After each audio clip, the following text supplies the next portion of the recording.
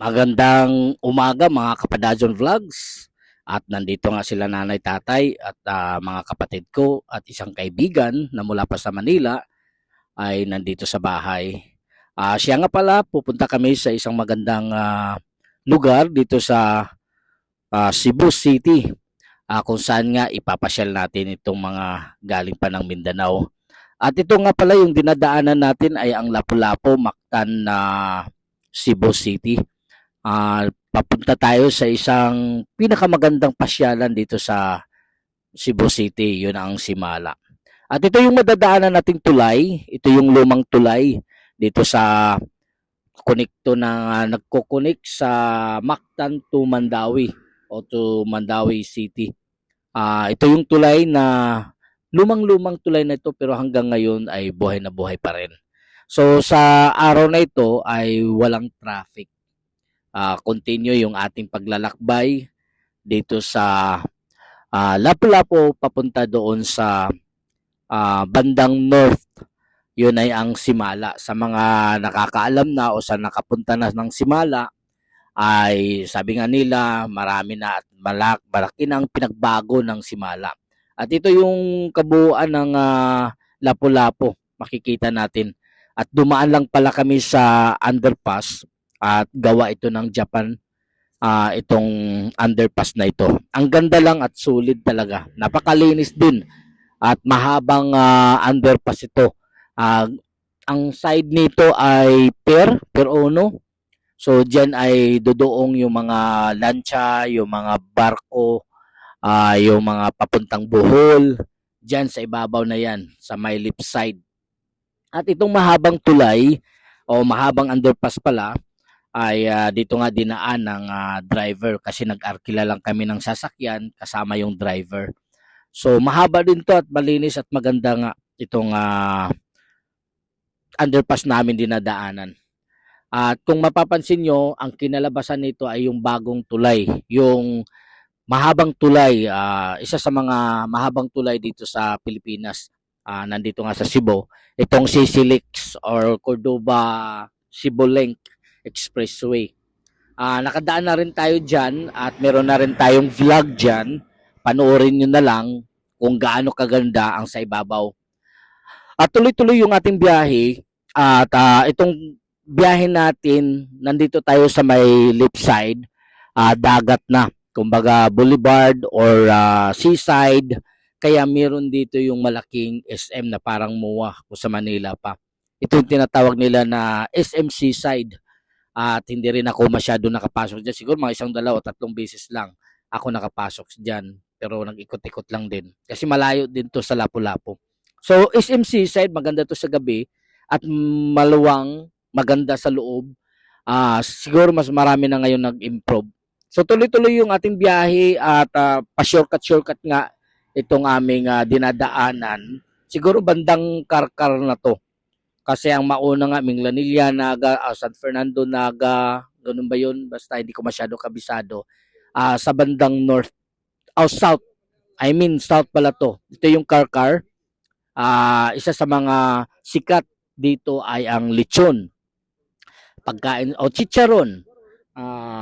Maganda, masarap din ang chicharon nila, lechon dito sa bandang Karkar. So dumaan muna kami o dinaan kami ng nagsuggest yung driver nga ng van na dito lang kami mag-lunch kasi naabutan kami ng lunch sa daan. So dito kami dinala sa masarap daw na lechon. So tinatry namin yung lechon. Yung 1 kilo ay nasa 900 at may pagpipilian din kayong ulam, di naman ganun kaano kasi lechon talaga ang marami dito. So pinatikim ko rin sa kaibigan kong taga Manila. Lechon kasi yun din ang gusto niya. Si tatay medyo may edad na, ayaw ko na sanang kakain pa siya ng lechon, pati si nanay. Yun nga lang, wala namang masyadong ulam na para sa kanila. So sabi nila kahit kunti lang, meron naman sila daw gamot na dala. Yung kapatid ko at saka yung pamangkin ko, yung dalawang sister ko dyan, pamangkin, si nanay si tatay. Galing pa yan sila ng Mindanao. So ito pala yung baby's lechon sa mga papunta ng Simala o dadaan ng lugar na ito. Dito lang kayo sa baby's lechon, masarap talaga, malinamnam. talagang crispy yung kanilang balat ng kanilang baboy o lechon. 900 sa ngayon dahil magmahal na talaga.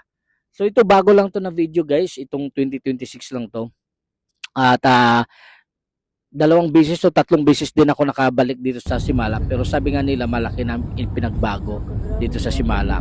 So ito yung old simbahan ng Karkar. Maganda rin. At ito nga yung nirentahan nating van ay kasama na pala yung driver. So one day binayaran namin is 5,000 pesos. Tama ba ako or 7,000? Parang 5,000 pesos yung isang araw. Hindi naman nag-isang araw kasi tinanghali na nga kami. At dumaan siya sa shortcut na way. Alam ko dito siya sa side sa kabila kasi meron din doon sa may bandang highway paakyat. So dito na nga maraming tao ang sa bungad pa lang makikita na natin agad. Naghahanap yung ating van ng maparkingan. Sana nga hindi masyadong malayo kasi meron tayong matanda na hindi na talaga makalakad ng malayuan. So mayroon tayong gagawin dyan para maipasyal din natin at maabot natin yung tuktok ng Simala Shrine kay Mama Mary. Kasi yun talagang pinangarap o gustong-gusto ng nanay ko. Kasi isa siya sa mga devoted na o devotion niya ang Mama Mary's. Diyan siya madalas na nanalangin, ng gabay at kung ano pa yung mga pinapanalangin ng nanay ko. So nandito na nga tayo sa magbandang 12:00 na ito, medyo mainit na talaga, kainitan na ng sikat ng araw. Pero pasalamat pa rin kami kasi natupad yung isa sa mga hinihiling ng nanay at tatay ko na makarating dito na kahit nang mula pa sila sa Mindanao ay pumunta talaga dito sa Cebu.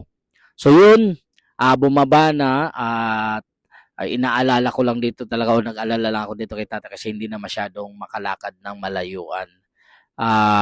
Yung kapatid ko o yung sister ko at saka kaibigan at saka pamangkin ko lang naman. So dahil maraming tao sa ngayon, hindi ko alam kung anong okasyon. Ay ano yata ngayon? Basta January after sinulog to eh. So naglakad-lakad muna kami kasi hinanap namin yung bungad o yung entrance. At meron tayong naisipan dito para talagang madala natin si tatay at hindi natin maiwan. Kasi naisip namin, iiwan na lang si tatay kasi baka hindi kaya papunta doon sa taas. Inisip namin, iiwan na lang sa gilid at balikan. Naawa naman din ako. Kaya naisip kong meron palang rentahan dito sa mga matatanda o sa may mga nagdala ng matanda. Meron ditong wheelchair na rentahan lang. Mura lang naman, nasa 50 lang din naman. 50 o 150, hindi ko na matandaan. So, nag-rent na lang ako para sigurado talaga makasama si tatay at hindi namin maiwan sa baba. Kasi aakyat pa yun, papunta doon sa taas. Huwag din kayo mag-alala kasi meron namang daanan para sa mga wheelchair o sa mga PWD. Ayan, tinulak na ng aking kaibigan. Mabuti na nga lang din itong aking kaibigan ay matyaga din na magtulak doon sa tatay ko kasi sabi ko huwag ka na maglakad, sasakay ka na lang namin doon sa wheelchair. So ito yung entrance ng Simala. Ganito kaganda yung Simala ngayon. Malaki na ang pinagbago. Nag-improve na nga nang nag-improve pero ganun pa rin, wala parang masyadong kulay o hindi nila nilalagyan ng kulay. Mga castles at ang ganda ng disenyo nito. Sino kaya ang architecture nito? Ang ganda lang. At may labasan at saka may entrance. So dito tayo papasok sa entrance sa mga papasok pa lang. Meron din nagtitinda ng mga kandila kung gusto nyo. Meron din nag-aalok ng mga payong kung wala kayong payong. So magdala talaga kayo at saka tubig kasi walang tubig sa taas. Pero meron dito sa gilid. So tinulak na ng kaibigan ko habang nagkukuha ko ng video dahil nagagandahan talaga din ako dito. Sagrado ito guys, itong Simala. Pinalaki na lang talaga at dinisenyo nga naayon sa gusto ng may-ari o ng nito. Sobrang ganda, nakakamangha kasi dati wala pang ganito at hindi pa ganun kalawak ang Simala. Sa ngayon, 2026, ganito na pala ka. Ito yung dinadaanan ng mga PWD or yung mga nagwi-wheelchair o nagtutulak. Dito kayo dadaan sa kabila, wag sa hagdanan. At sisilipin natin kung anong meron doon sa baba at yun ang makikita natin, yung sa baba at ang sentro. At dito pa lang mai-enjoy mo na at maganda lang talaga sa mata at nag-i-enjoy naman yung kapatid ko, yung mga sisters ko at pamangkin. Nanay si tatay kasi nakapunta na rin dito si nanay si tatay matagal na. Mga 15 years ago na siguro yun. Yung pagpunta nila ng Cebu at pumunta sila dito. At yun nga, lagi nilang iniisip na sana makarating pa dito. At taon-taon sana makarating sila dito. So matyaga naman yung kaibigan ko na tutulak. Sabi ko tulungan mo lang ako at magkukuha ko ng video. Yung mga nakapila sa side, sa kabilang side, sa left side, yun yung mga nagpapanata o ipapasok doon mismo sa ah, larawan o doon sa grotto o ano ba tawag nun?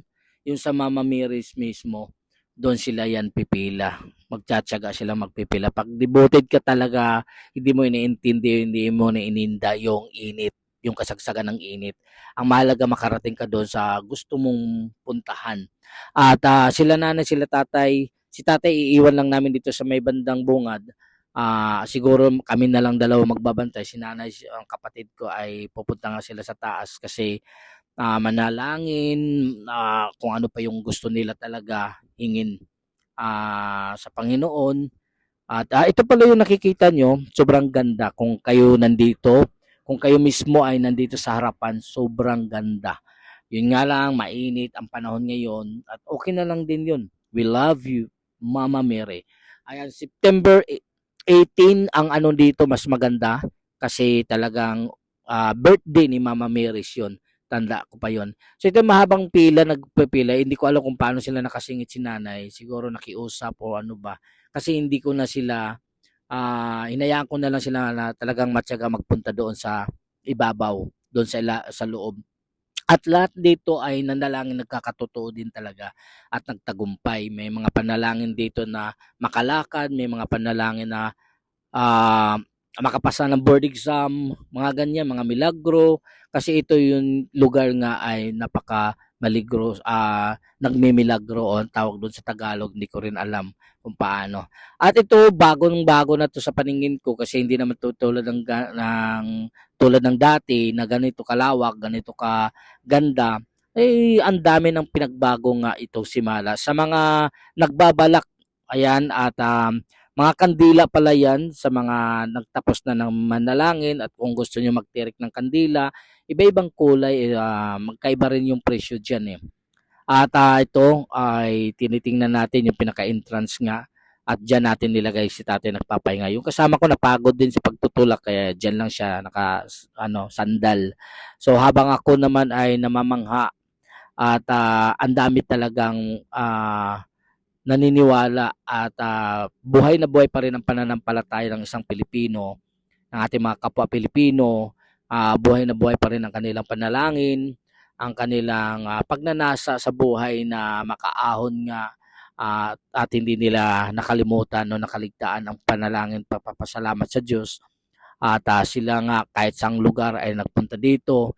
Iba't ibang kababayan natin na mula pa sa iba't ibang lugar ay talagang sinasadya nila papunta dito sa Simala o dito sa Mama Mary dahil naniniwala sila na ang kanilang kahilingan ay matutupad. At kami din isa sa mga naniniwala na yung aming hinihiling o hihilingin ay matutupad sa buhay.